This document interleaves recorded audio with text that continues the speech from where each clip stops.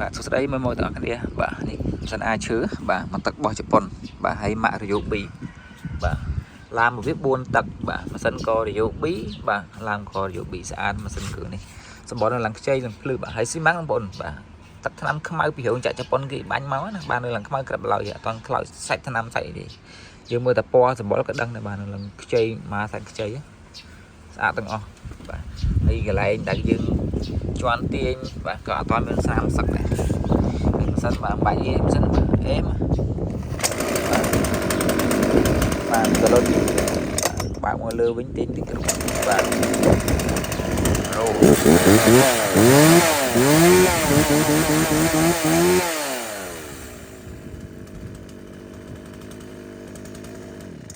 បាទសម្លេចមកងប់មកណែនហ្មង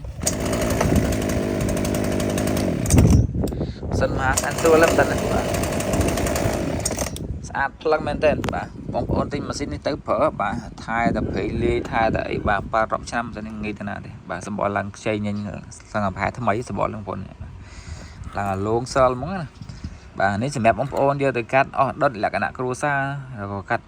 ដើមឈើនៅតាមចំការយើងណាបាទកាត់មេកាត់អីហ្នឹងបាទគឺមកអេមមកឲ្យទាំងគាត់មកវាអត់ធ្ងន់ទេបាទប្រភេទរបស់ជប៉ុនស្រាលទេ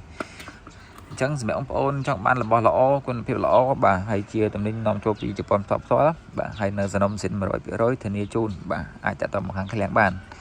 ទីតាំងឃ្លាំងគឺនៅគីឡូម៉ែត្រលេខ7បាទខណ្ឌអាស័យកៅនៅខាងក្រោយផ្សារច្រាំងជំនះម៉ាឡិច22គីឡូម៉ែត្របាទបងប្អូនចង់មកដល់ទីតាំងឆាតចូលเพจក៏បានឆាតចូល Telegram ក៏បានខ្ញុំតម្រូវ location ជូនហើយបើសិនជាបងប្អូននៅតាមបណ្ដាខេត្តរវល់បាទការងារអត់បានមកផ្ទាល់ទេអាចខ្ញុំផ្ញើបានប៉ុន្តែតម្រូវបងប្អូនដាក់លុយមុនណាបានខ្ញុំផ្ញើបានជូនបាទដាក់លុយមកមុនបានខ្ញុំផ្ញើបានជូនតាមក្រោយបាទអញ្ចឹងបងប្អូនចង់បានរបស់អីបាទអាចផ្ញើរូបភាពម៉ាស៊ីនដែលបងប្អូនចង់បានចូលក្នុងឆាតមកបាទខ្ញុំនឹងលម្អិតជូនបន្ថែមអញ្ចឹងណាបាទសម្រាប់បងប្អូនឆាតសួរហ្នឹងហើយហើយមួយគ្រឿងនេះខ្ញុំបញ្ជាក់អញ្ចឹងបាទម៉ាក់រយោ2បាទឡានរបស់វា4ទឹកបាទអញ្ចឹងបងប្អូនប្រាប់ពីប៉ុណ្ណឹងមកក៏បានដែរបាទប្រាប់ថាម៉ាស៊ីនអាចឈើម៉ាក់រយោ2បាទឡាន4ទឹកមកក៏ខ្ញុំដឹងដែរបាទបើសិនជាបងប្អូនខនមកសួរអីណាបាទអញ្ចឹងវីដេអូខ្ញុំមានប៉ុណ្ណឹងបាទសូមអរគុណបាទសូមគោរពលា